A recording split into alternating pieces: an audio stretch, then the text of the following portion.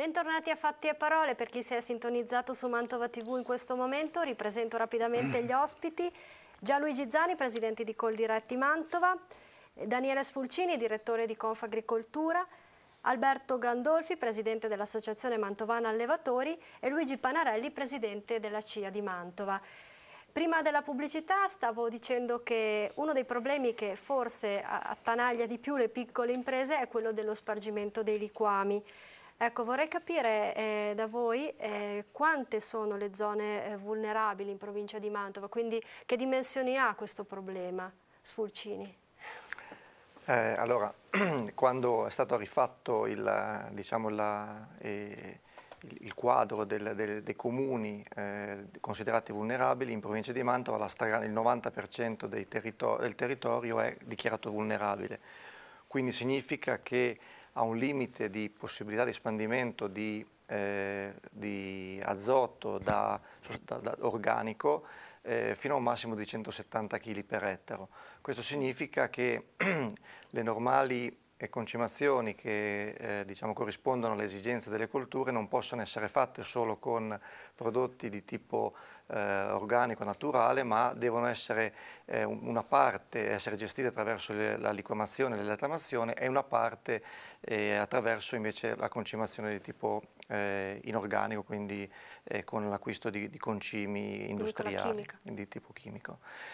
Questo ha portato nella nostra provincia un problema molto serio, soprattutto come adesso in questo periodo, un periodo in cui non si può utilizzare, non si può spandere il liquame dovuto naturalmente a fenomeni atmosferici, per cui nel momento in cui piove o c'è il terreno ghiacciato non è possibile spandere, ma soprattutto un blocco durante tutti i mesi invernali, anche nei periodi magari favorevoli allo spandimento, quindi nel momento in cui magari sono previste anche una settimana, 10 giorni di bel tempo, il blocco che la comunità prevede di conseguenza l'accordo che la Regione ha fatto con la Comunità Europea per la gestione dei nitrati prevede appunto che ci sia un periodo invernale di 90 giorni di blocco totale dello spandimento.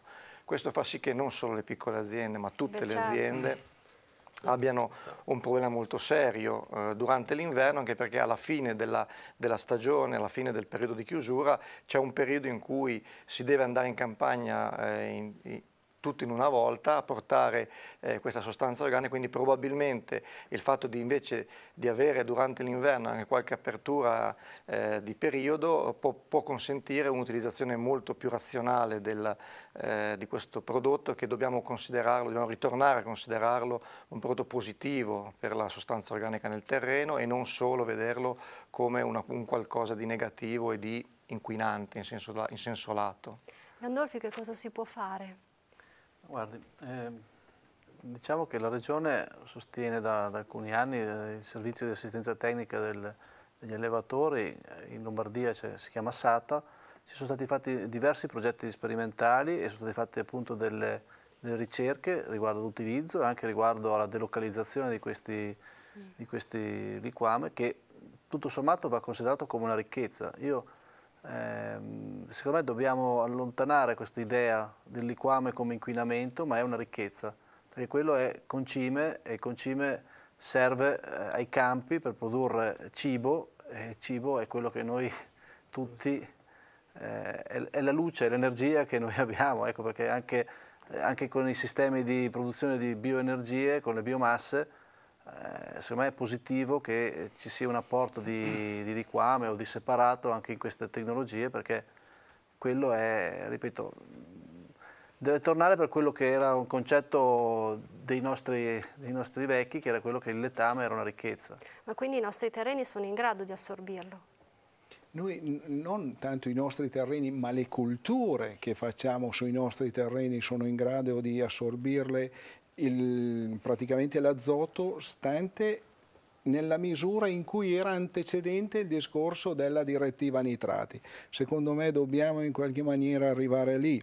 Poi secondo me bisognerà agire non solo a livello di regioni, perché poi cos'è successo? Che in buona sostanza ci sono 4 regioni maggiormente coinvolte in questa cosa, e una regione dice che magari i terreni vicino al Po sono vulnerabili, quelli lontani no. Un'altra regione dice l'esatto contrario, a tal punto che poi andiamo anche in difficoltà proprio col livello comunitario, quindi anche far carico il nostro livello nazionale di questa cosa secondo me non sarebbe neanche male del tutto, fatto salvo, come dicevo, che comunque sia, credo che sia un dato assodato ormai, che le acque dei nostri terreni sono comunque migliori e migliorate in questi anni qua.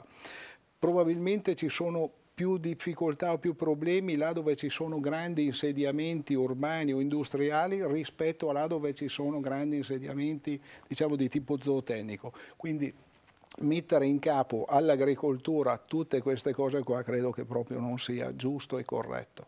Panarelli, lei è d'accordo con il collega di Coldiretti? Sì, sono d'accordo, perché anche quello che diceva Gandolfi e anche Soncini, perché dobbiamo ritornare a pensare che il liquame è un letame organico e non usare la chimica, meno chimica ma più organico, e quindi andrebbe fatta una riflessione ben precisa perché le nostre culture hanno bisogno di organico, e quindi secondo me andrebbe rivalutata questa situazione, ecco.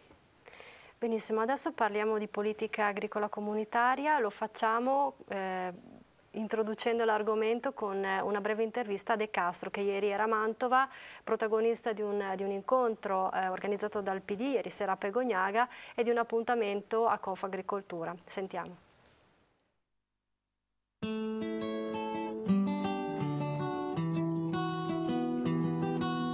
Ci auguriamo che gli agricoltori italiani non abbiano dei tagli, non debbano subire dei tagli conseguenti alla riforma della PAC, che in questo momento quello che ci preoccupa di più è quello, insomma, il rischio che la necessità che l'Europa faccia altre politiche, la domanda di nuove politiche è un problema molto importante, molto sentito, la ricerca, innovazione, spendere di più in infrastrutture, avviare una politica dell'immigrazione europea, sono tutte cose molto importanti che noi ci auguriamo che l'Europa faccia, ma che gli Stati membri devono capire che se deve fare l'Europa più politiche deve anche avere più risorse. Il rischio molto forte è che siano a pagare gli agricoltori. Noi come Parlamento ci opponiamo a questo, abbiamo già approvato un rapporto di iniziativa sulla riforma della PAC, il rapporto Lyons, che chiaramente dice che noi non vogliamo che siano sottratte risorse all'agricoltura, quindi siamo per il mantenimento delle risorse.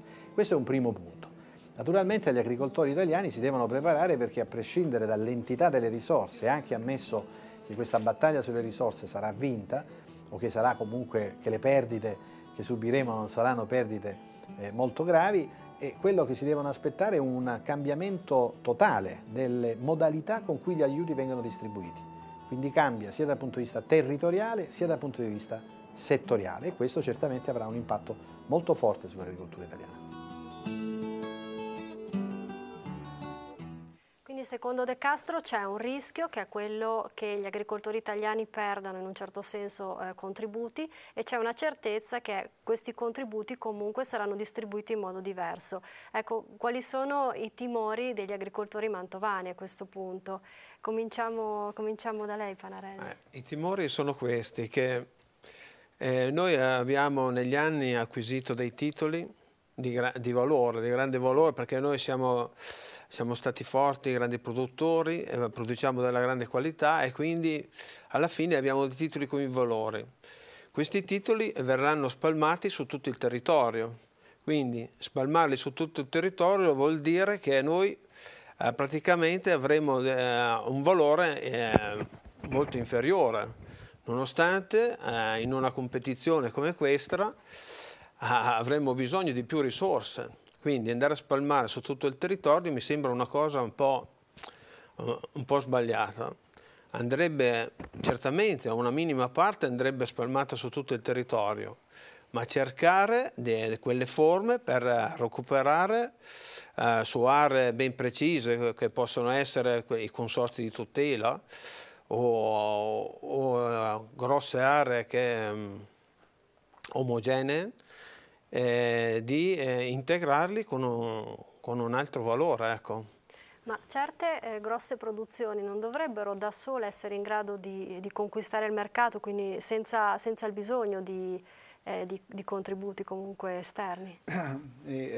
Credo che in termini di riuscire a farcela da soli, teniamo presente che comunque sia noi siamo portatori di un'agricoltura che paga un dumping sotto l'aspetto della tutela dell'ambiente, sotto l'aspetto della sicurezza alimentare, quindi il confrontarci con paesi che in qualche maniera riusciranno e produrranno con costi inferiori ai nostri lo dovremo fare. Quindi credo che questo intanto il riuscire e portare avanti e mantenere un discorso di una PAC, un'integrazione quindi a quelli che sono i redditi delle nostre aziende sia indispensabile e pensare una cosa diversa credo che oggi quantomeno per noi, per il nostro paese sia impensabile appunto fare a meno di questo.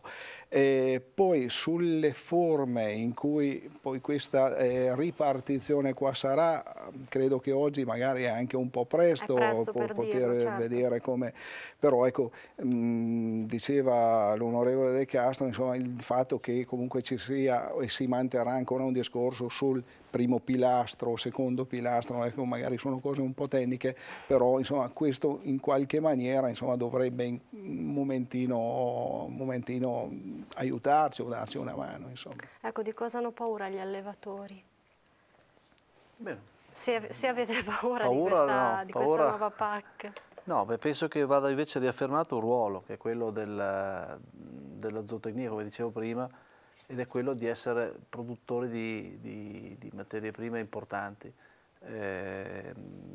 Penso che, anzi, la PAC del futuro dovrà sicuramente prendere atto anche delle mutate condizioni mondiali. Diciamo che stiamo andando verso gli 8 miliardi di persone velocemente, dunque dobbiamo sempre ricordare che, diciamo che per una nazione importante, strategico, e per la comunità europea, per la propria storia e tradizione e per quello che sono stati appunto gli elementi fondanti della comunità europea, la politica agricola è stato forse il primo degli argomenti che ha costruito, diciamo, questa Europa.